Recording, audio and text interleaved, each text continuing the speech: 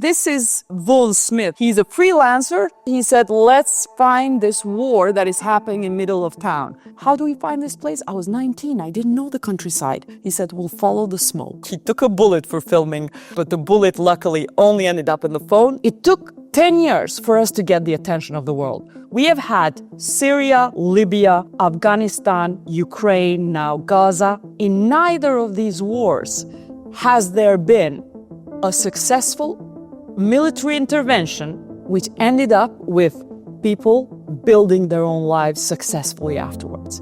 This is where Yugoslavia started falling apart. The famous 10-day hunger strike I was telling you about. We keep hearing about this sense of resilience, this sense of fight, this sense of ambition. Can you imagine the 70% of the country was thrown out of their home? And within a month, 1 million people returned. Whether they had a home, whether they had it burned down, whether there was a mine, they didn't care. Rolling, action. Okay. So go back to right after the war. What was the feeling here in Kosovo? Well, first, it was 1998 when I first started working as a 19-year-old for the BBC. And right after the war, I continued working throughout the war and became a refugee. So it was June 99, stuck as a refugee in Albania, working at the same time covering the war and refugee crisis as 1 million people became refugees or internationally displaced people. And the enthusiasm of getting the NATO bombing to end and for us returning to Kosovo. Right. It was chaos. I arrived in my apartment myself. It was ransacked by police. We knew that all of our flats, Albanians who had been thrown out of Pristina, the capital city, came back to our flats. A lot of the countryside was completely burnt. My flat was ransacked. I came to see if all is well, to tell my parents to come next day. My parents were in Albania. I went to see, especially I didn't know where my relatives were in Jakova. I went to the high street where it's called Çarşıya and Çarşıya Vogel, and the house was burned down completely. I didn't know then that inside that burned down place, we didn't know exactly who was stuck home because it was 3 months we hadn't been in touch with family members. That was my father's birth home, right? While we lived in Pristina. So later we discovered there was a relative of mine who was burned together with a house. Basically the husband of my first cousin who had given birth during the NATO bombing to her child. So all of this was coming together and finding what is still standing, what do we need to do so that we can return. And that's what happened. I'm telling a personal story, but this is what everybody else was going through. So can you imagine 1 million people? This is a 1.7 million country. Right. Can you imagine the 70% of the country was thrown out of their home? And within a month, 1 million people returned. Whether they had a home, whether they had it burned down, whether there was a mine, they didn't care. The advice of humanitarian agencies was that you shouldn't go back because there's no roof on top of your head. At least in refugee camps, they had spent, humanitarian agencies, they spent 3 months building makeshift homes, and we were offered homes by people in Albania and Macedonia, but nobody cared whether there will be mines. There was this irrational instinct of going back home, and I think that is an epic return. I think there's no other conflict when people en masse returned within 1 month. And this museum here sort of thinks we need to commemorate that, celebrate that, because there's rarely an end to a conflict like it was in Kosovo. That yes, there are consequences to violence, but when an opportunity shows, and when a humanitarian intervention like that took place, that NATO decided to bomb Serbia to stop ethnic cleansing, it worked. Yeah. I am here talking to you due to a successful military intervention And we paid back by returning and creating a country which is up and growing country. What is the difference between the intervention that took place here and the interventions that we've seen in so many parts of the world that have not worked out anything like the Kosovo story? I mean, it is fundamentally different than when you typically see military interventions occur. This worked out as such a stunning success where so many others failed. Why did it? So after the war, I went to UK to study war studies, did a master's on it, and I'm constantly battling with this idea of what makes our war differ and what was special. And since then, there's been 25 years, a quarter of the century since the end of this 20th century war that we had in Kosovo. And now we can easily say that it's even more unprecedented and special what happened in Kosovo. We have had Syria, Libya, Afghanistan, Ukraine, now Gaza. In neither of these wars has there been a successful military intervention which ended up with people building their own lives successfully afterwards. Kosovo is really unique in this sense. It made a success out of humanitarian intervention. Is that a statement about the people? What does that say about, because I think at its core, so much goes down to that sort of spirit, that culture. And as we've been talking to so many people during our interviews, we keep hearing about this sense of resilience, this sense of fight, this sense of ambition.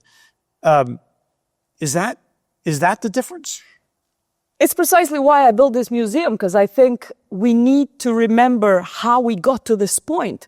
And this museum is more or less a museum of resilience and resistance that we built in the 90s, even when the world wasn't watching. We show here the moments, what happened in late 80s. We start off, for example, with miners' strike, which was never covered in international media. And the miners' strike was a 10-day hunger strike that went on 1 kilometer underground when miners decided to go on hunger strike for 10 days, asking for resignation of 3 members of parliament that Milosevic had chosen to be as his representative Albanians. We did not choose those people. The Kosovo Albanians didn't choose them themselves, but they were loyal to Milosevic. Yeah. So since then, we started these little symbolic acts of resistance, small acts of resistance until 10 years later. It took 10 years for us to get the attention of the world. We delayed war, and we have footage that shows that largely the analysis in early 90s, analysis of international media, was that war is going to start here in Kosovo. They were showing pictures of tanks coming in, the Serbian tanks coming in to rule Kosovo militarily. That's what happened. Our status as an autonomous province in former Yugoslavia was taken away illegally, and everybody expected war to start here. Right. However, we decided we're going to delay war because we had no military might, we had no international attention and friends. We knew that as a background to 100-year history, we had little genocides that had happened, and we knew that we're going to waste a lot of lives to get where we want, to get freedom.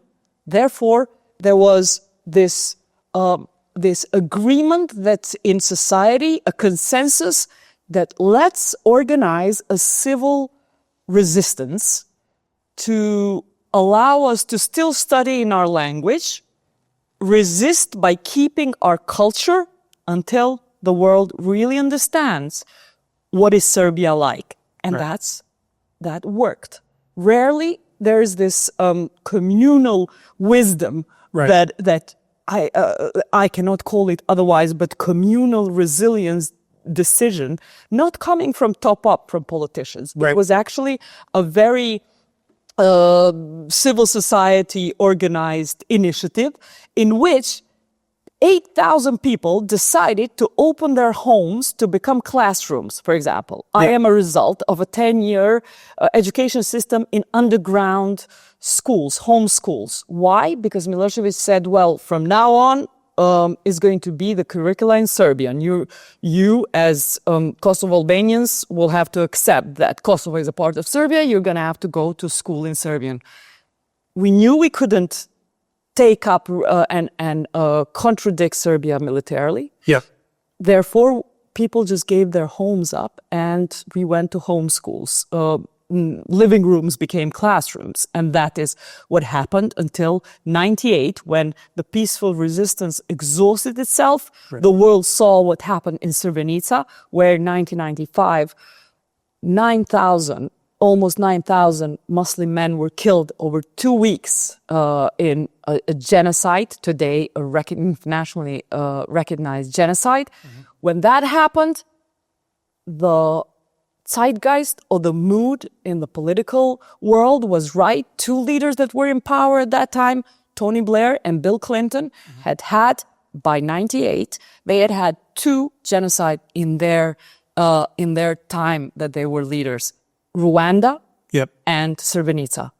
Kosovo was not going to be that. They weren't going to try for 3, yeah. So it's not that only we got lucky, but we waited and worked for our luck. Right. We made sure that we don't lose people to a futile war. When we were small anyway, 1.7 million, we could have easily lost a lot of people, but we used our resilience. That's the right word you used. It's precisely the resilience which I think also keeps the country now being the most, I think, democratic country in the Balkans in that sense. Why? Because we have diverse media. We have a very efficient civil society.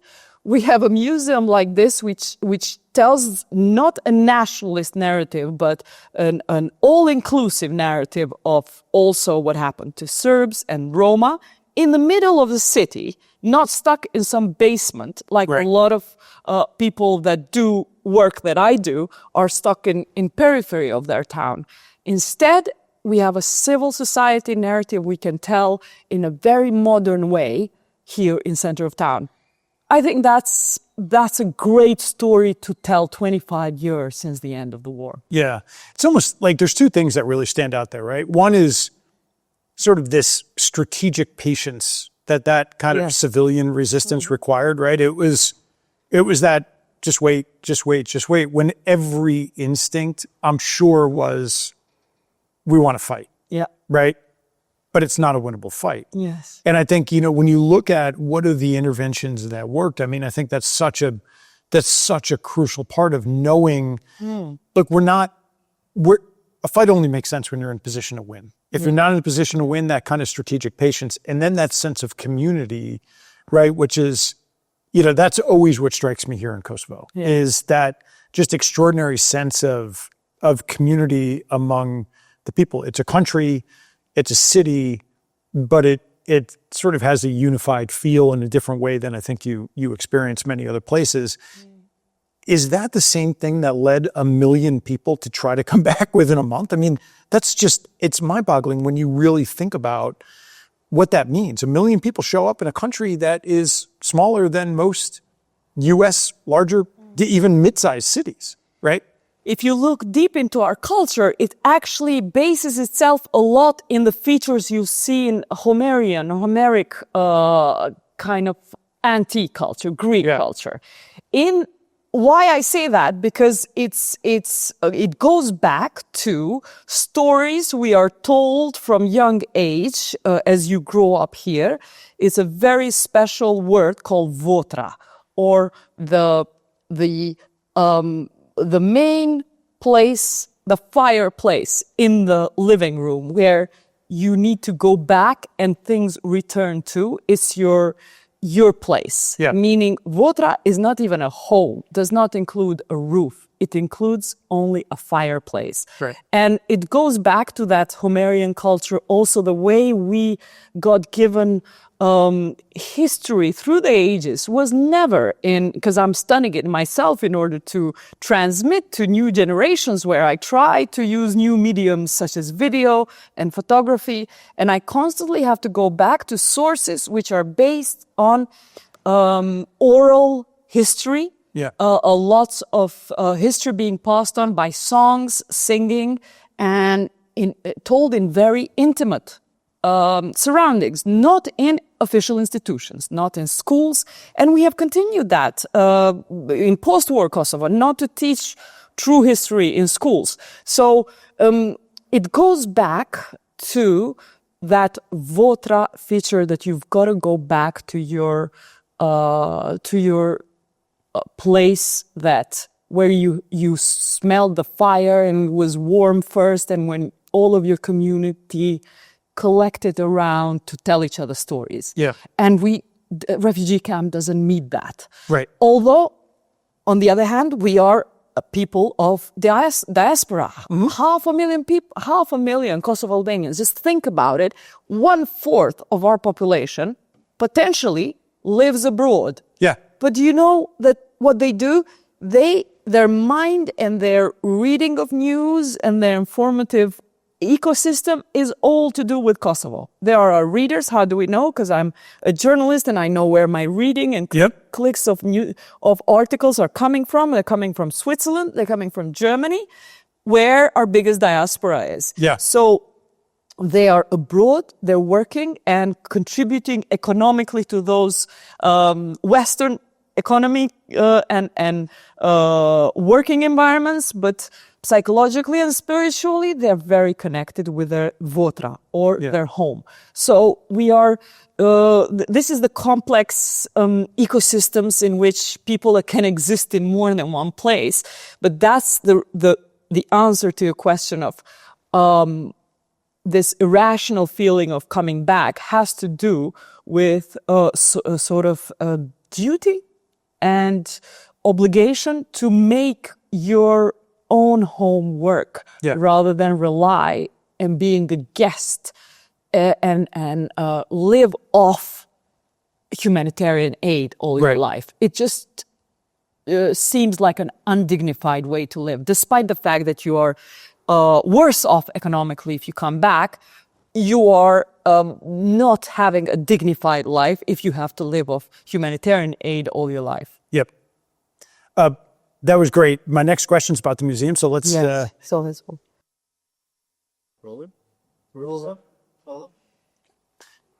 So most historians, Greg, would say this is where Yugoslavia started falling apart. The famous 10-day hunger strike I was telling you about.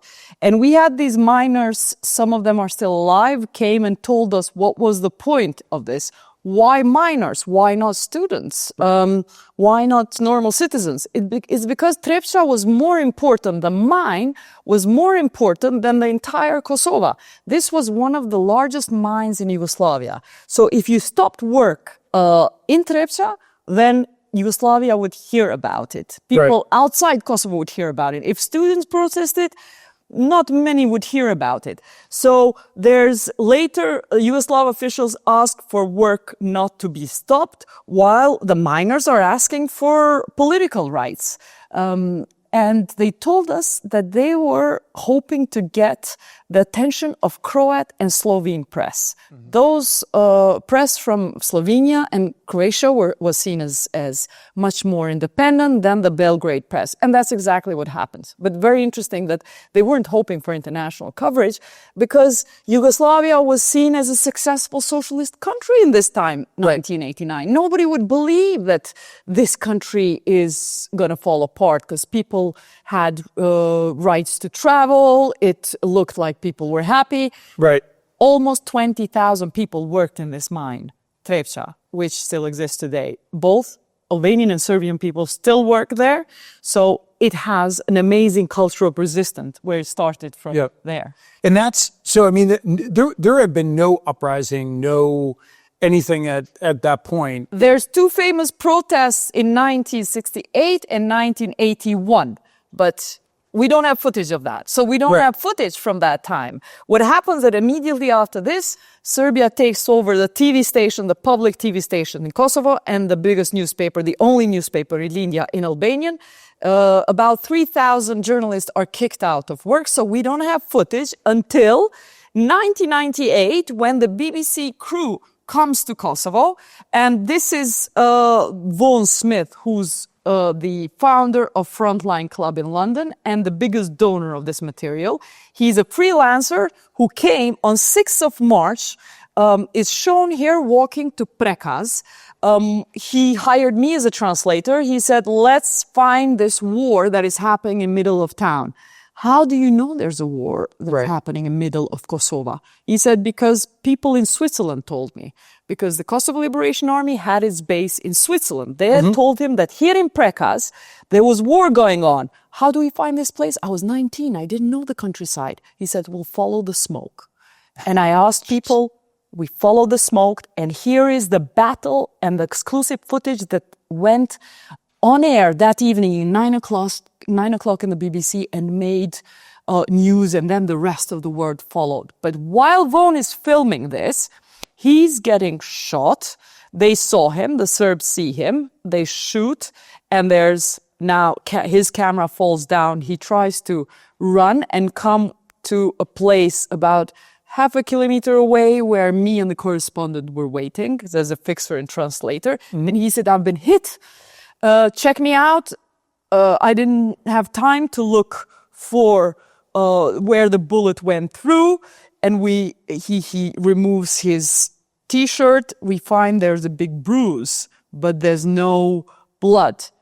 In the front, he had a bag, a packet of cigarettes, mobile phone, and the bullet had gone through this Those are the packet of cigarettes in the phone. cigarettes and the phone that saved his life. Wow. Luckily, Greg, in 1998, the mobile phones were very thick. Yeah. Because if we had today's phones, the bullet would go through. So we showed this in the BBC that night. So he took a bullet for filming this footage, but the bullet luckily only ended up in the phone. Then he went back to UK.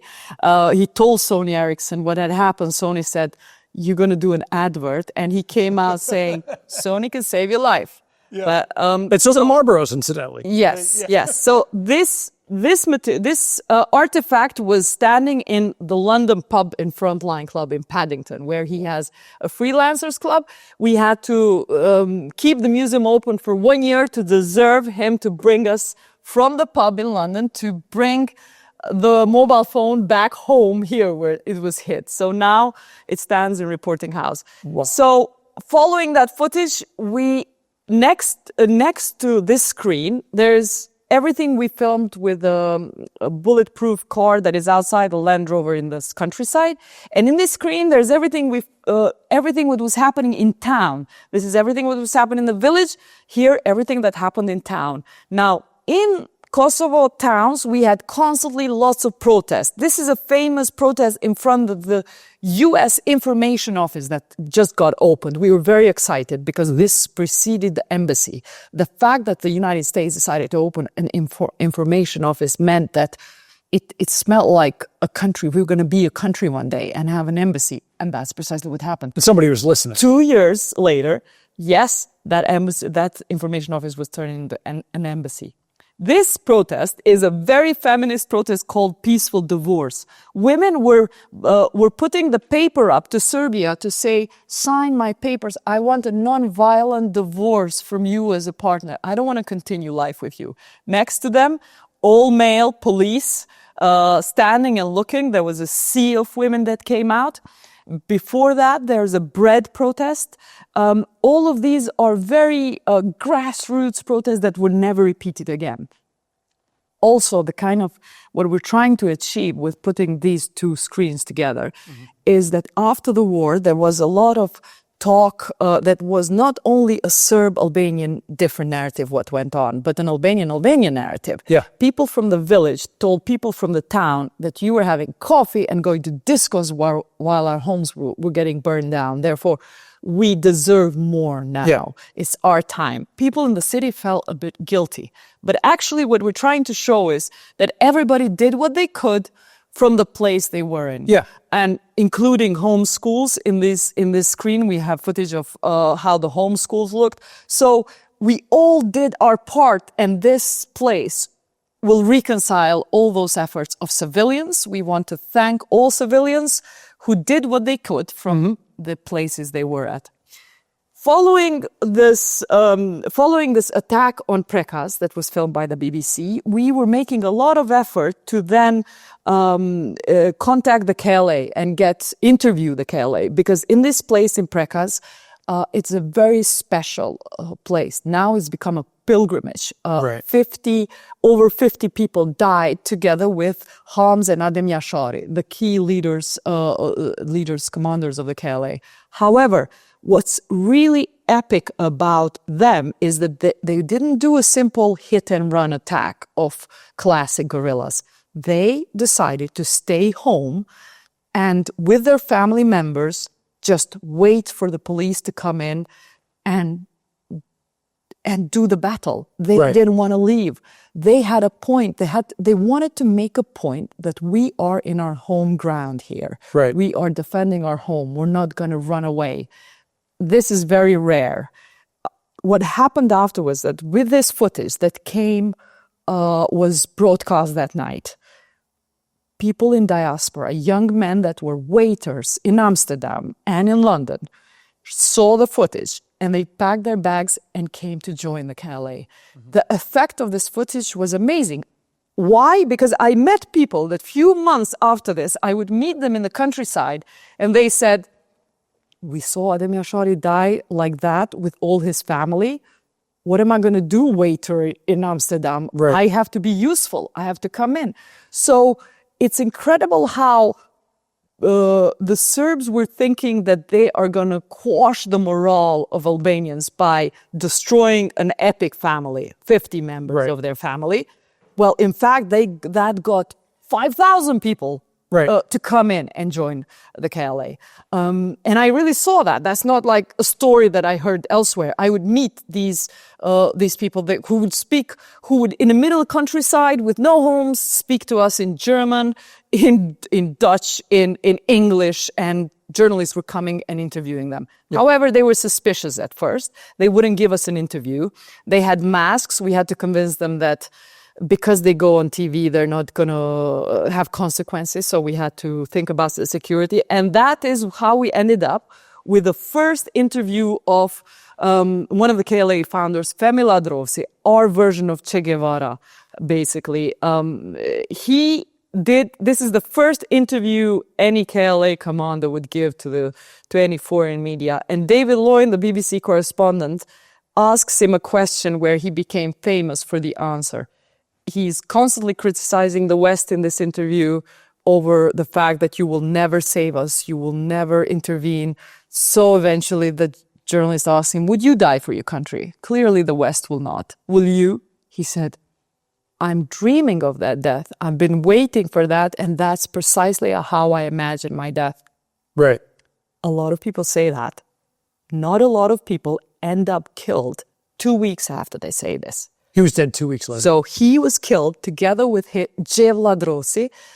They're an epic guerrilla fighters couple who decided to have no children and just fight it out. Now, his history was that in 1980s, he spent time in jail, 10 years. He was given 10 years in jail as a dissident, political dissident, for arguing for unification with Albania. He came out of jail, went to Croatia to study engineering. He then joined the Croat army in the Albanian battalion of the Croat army. The war finished there. In 1996, he comes back and is one of the founders of the KLA. And he ends his life, I think, how he imagined it in prison. Why I say this? Because I asked him when I saw him how determined he was in 98. My key question, I had plans of my own. I was studying drama. I wanted to study film in London. So when the interview finished, I'm asking him, how long do you think this war will last? Right. I got things to do here. Yeah, I had plans. Right. He said, 20 to 30 years. I froze. My face showed, and I think I became white. He said, I didn't mean to scare you, but if you have time like I did, I spent a lot of time in jail and I was reading a lot of guerrilla warfare books.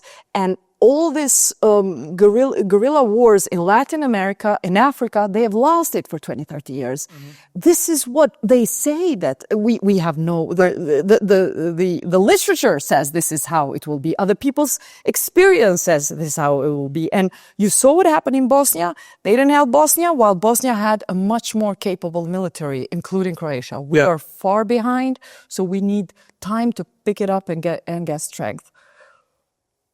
My dreams crushed at that moment, but I'm glad he wasn't right and Vaughan was right, because Vaughan Smith, who was my mentor, journalistic mentor, who had hired me, he said, it won't take long because I know my leaders are ready. Public opinion in UK will make a lot of pressure. If we have news every night about this, we make it to 9 o'clock news, it won't be tolerable for the West to allow Milosevic for another war. That time frame is still extraordinary, though, right? Like, I mean, we talked about insurgencies and the difference here when you look at, in interventions and what happened here versus other countries.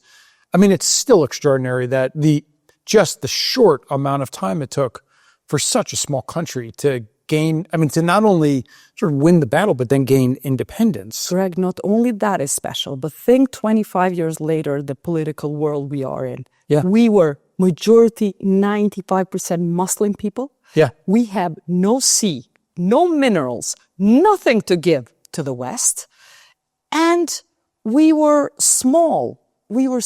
So I am really surprised. Even to this day, we've got to understand how rare this moment was, that the West bombs the enemy of people like us, which were considered irrelevant. 500,000, for example, let me just tell you that roughly 500,000 Kosovo Albanians went through prisons or informative talks in 1950. So we had our rights, human rights violated much before, and the world didn't pay attention because it was all about geopolitics.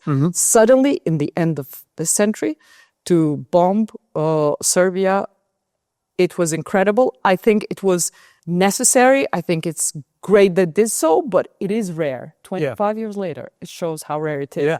And what Femi Ladrossi was telling me is precisely where this artwork comes from Mozambique, where 17 years of civil war there was ended, and the artists that took material from that war, from this disarmament of Mozambique. And then it linked up, basically the curator, very rightly so, said, we've got to look at other experiences in the world to reflect on this archive of material. When our artist curator, very talented UK Kosovan artist, Gazmene Yupi, saw the journalistic material, he suggested we pair it up and mirror it with artwork from the rest of the world that comments on material like this. So that's the connection between the contemporary art and the historical component of this, right? Because it is such a unique space. There's a lot of history museums all over the world around military action, things like that. But to pair it up with contemporary art that actually tells that story through the lens of an artist is really unique. I mean, It's unique. It's a model that we think is very inventive, and it's coming from here, but it's basically what got it to come here was long debates and conversations we had about themes, what connects these two together, and especially, for example, material that Femi Ladrossi was telling me that we need a lot of weapons, a lot of years. And I found that in this work from Mozambique, when the artist wanted to make a comment, what is it like to have war in your hands for a long time, war, to live through it, to have to sit through it. And as a part of this artwork, he puts powder on top of here, on top of the chair. He wants people to touch it. He's very clear about instructions that this is not special. It needs to be touched, and he wants people to go through airports and be stuck with the powder to feel what it's like to have work to constantly set off all the detectors and yes, the detectors. So it's very special that we have work that was exposed in Venice Biennale in 2018 as a part of the Mozambique pavilion there, and it made it in Pristina. And it's still here. The artist is doing a few more chairs for Louvre and other museums, but has kind of stationed this chair here with African motifs of masks. That reflects on what Ladrovci told me, that all our war is going to last like this. Luckily, it didn't. Unfortunately, he had to die for it. Finally, in this screen, we have 10th of June, 99, not this date there, but the first troops to walk in Pristina were Russian troops.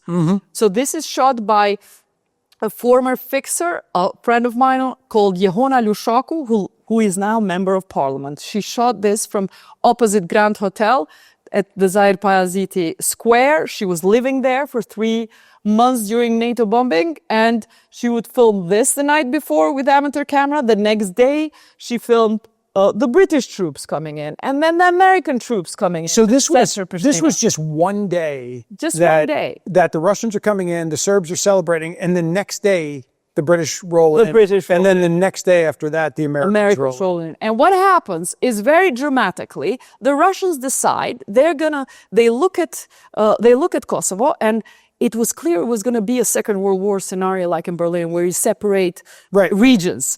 And they said, we want the airport. They went to the airport. They based themselves in the airport. The next day, Americans come in the airport and say, we have to secure this area. We have to talk to the Russians, battle it out, see what happens. And there's a very famous moment when we had a very cowboyic military commander of the US called Wesley Clark. And Michael Jackson was the British commander. They were talking to each other how to approach the Russians. Wesley Clark was, let's gung-ho them because we need to take over the airport. It's very important. Mike Jackson was telling him, I'm not starting a Third World War for you, Wesley. Wait. And the myth is that the Brits went and knocked in the door of the Russian tank, and the people came out of there saying, we'd like some water. So they had not planned this, typically Russian. They had gone ahead, looked at where to base themselves, gone to the airport without understanding that the next day their food is going to be stopped because the Allies were coming and surrounding the airport. And when they ran out of water and food, it was easy to negotiate.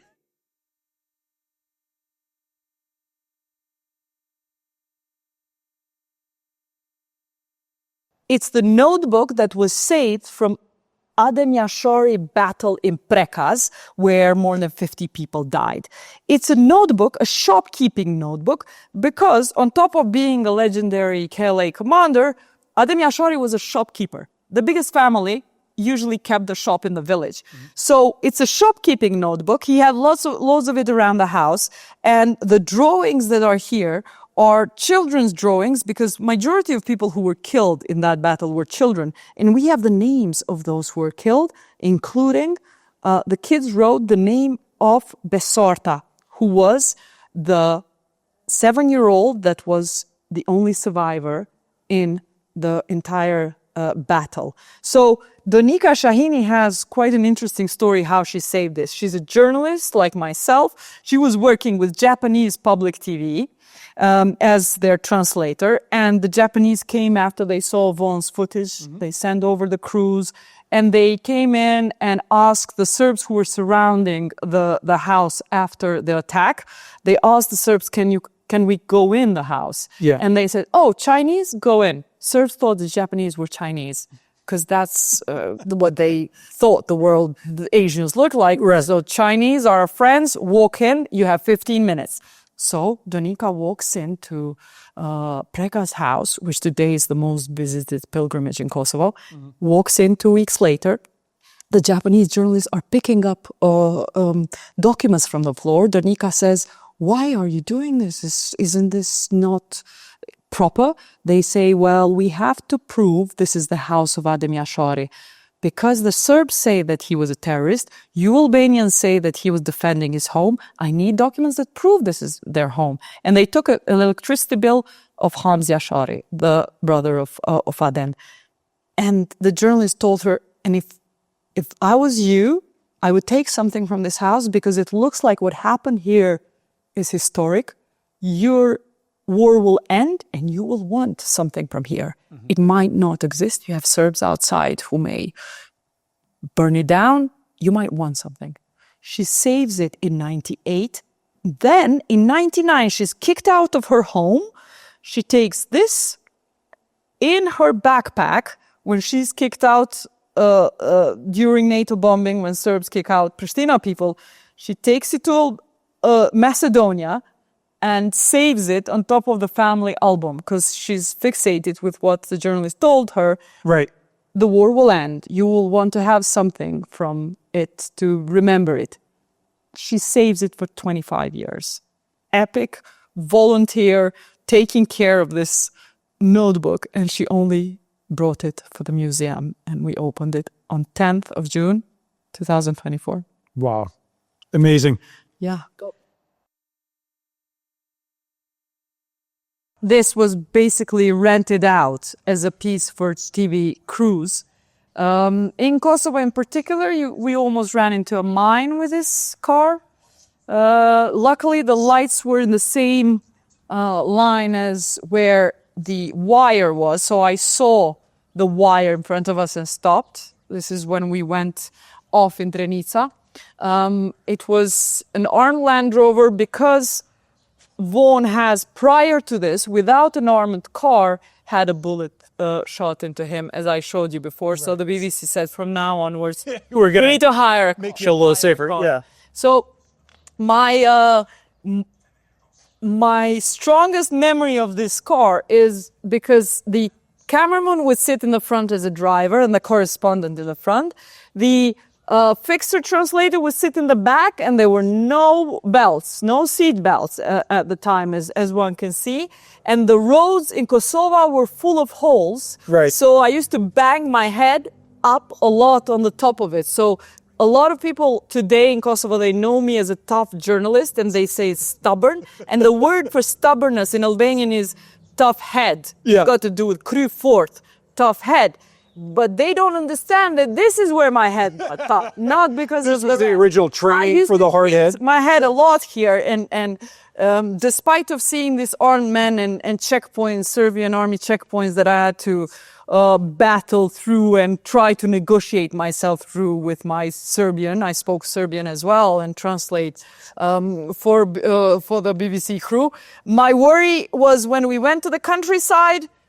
It was about the bumps and the kicks I had from a very tough, bulletproof roof, as well as the rest of the material. So what does the world get wrong when outsiders think about Kosovo today, right? I mean, so much of this is, I mean, the history is remarkable. But what do people get wrong about where Kosovo is today? I think the world still thinks we have a war problem, which we don't. Yeah. We are an upcoming country. Yeah. We are not at war. We have one of the best festivals in Europe going on here. Yep. Sunny Hill. And we have the youth in Europe, the youngest population. Yes, we are a struggling economy, but we are a pretty much, I would say, a country with normal challenges like many other countries are. So yep. People think that it's not safe to come here, and I'm telling you, it's fun to come here. Not only that it's safe to come here, it's fun, and we have a strong story of resilience to share with the world. How you can get by even if the odds are against you. How you fight it out, and the moment will come where you will persevere. Yeah. That's the story, inspirational story we want to tell with this museum. So you were 19 when you Yes. started as a translator with Vaughn. And Yeah.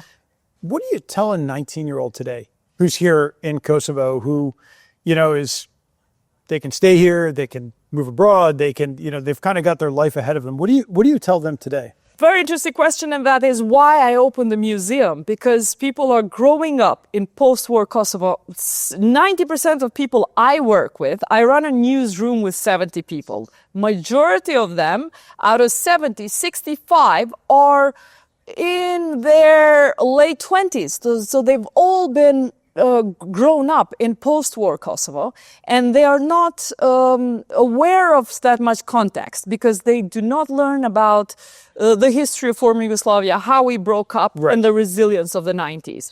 And by editing their articles, I noticed that, this gap of knowledge that exists is due to the fact that we are not teaching them in school, and it's also due to the fact that probably my generation didn't do enough.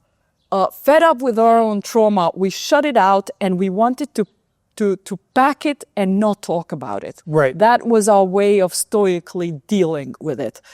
I found that this will not do us good in long term, because we are bringing up a generation that has no information. Yeah. Has very little information, has still oral culture information in an age where we have video and photographs to show them with. So I kind of overcame my own, let's say, discomfort in dealing with this material that I had to face as a teenager, basically late teenager, in offering new teenagers in Kosovo a narrative that says that you have a history that can do this and can overcome, let's say, depressive moments, which most teenagers go through with other challenges today.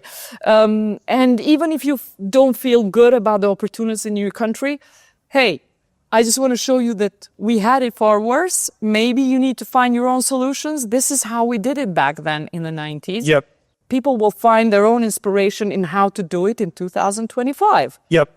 But we need to show them context, that war is done. We packed it, and this is how we package it in a very, let's say, not pathetic, suffering way, but an inspirational narrative of how people overcame it, not how people just died doing it. So I come back here in 5 years. What does Kosovo look like at that point? What does the future really look like, do you think, in this country? Well, if we start off with what our biggest resources are, I can tell you this place is the hub of the best, most talented modern artists in Southeast Europe. We've got really some successful young artists, successful filmmakers, small place, but very talented women directors, for example. I'd like to see them in 5 years, them maturing into making a successful modern art scene, theater festivals. You caught us under renovation of the main National Theater across the street from this museum, and I'm hoping for a theater festival. I mean to say that we have a vibrant ecosystem for art. To make something out of nothing. And I'm hoping for less shopping malls and more spaces of former department stores like this to turn into public spaces and spaces we can show art. Why I'm saying this? Because I think that is what young people are proving, that despite not such a great, clearly education system, which we have, and that's our dark side of all of this, that we're suffering as in all data, we are quite behind in education in terms of the data on reading and maths. On the other hand, on art field and in sports, our demographics are proving that per inhabitant, we have quite a lot of it going on. So I think I am looking forward to a very thriving film industry, documentary industry, even places as archaic as the mine that I told you about. I went in that mine to research the installation we did with the stones, minerals from Trevcha. And I tell you, that is like a film scene. You can hire the mines of Trevcha. What I would like to see is hire them for film sets in the future. So this is how I imagine my country in 5 years' time.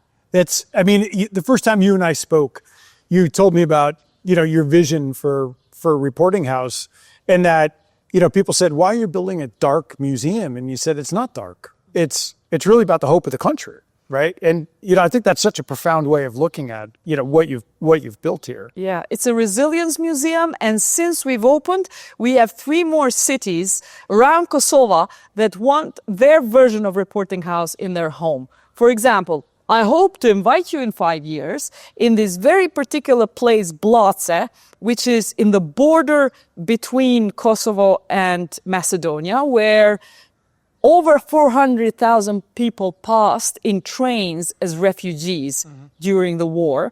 And they still have the train wagons of the time. They want us to create a reporting house inside those wagons in Blace, a place between 2 countries in a no man's land. So we are looking to basically tell more of Kosovo history. If we don't have much money and infrastructure and a river, yes, this is what we don't have. But we certainly have history of resilience and making it through that resilience, and that's what we're going to show. A lot of people tell me this is called in the West dark tourism. I would say not at all, because in your countries, when you make your museums, you call them history museums. Therefore, I don't think you should see the Eastern Europe and areas of underdeveloped world as showing our dark, as dark tourism. It's just our history, and it's not always dark. It's actually, as you said, it's a resilience museum. A story of a resilience, which we made it through a lot of help by basically Western countries who invested in us. And it's a good story to show that the taxpayers' money of Americans that went into the bombs that bombed Serbia pay off. We are free, we are back, and this is the story of where your taxpayers went to, taxpayers' money went to. Yep. Is that what you tell? I mean, if you're an investor, you're an entrepreneur in the United States, right? And you're thinking about investing in Kosovo, whether that's, investing in a company here or starting a company here or starting to hire people here. Is that the story you tell them? I would definitely say to people that you will not find a lot of cheaters here. There's people are very proud of their culture. Everybody knows everybody, and if you cheat, there will be a word It's coming back on you. The entire town will know, and you're going to be crucified in not physically, but nobody's going to want to work with you. That's why come to a small community where it balances itself out if it needs to work with you. I think for investors, it's key that you have people of the word. And I think that is what I find here. There's not a lot of money necessarily or beautiful cities and infrastructure, and you may find it not so clean, but you will find interesting people, good people, talented, smart, speaking the language, and not cheat on you. Yeah. That's quite good for a small country and for good business. Oh, absolutely. Cool. Good.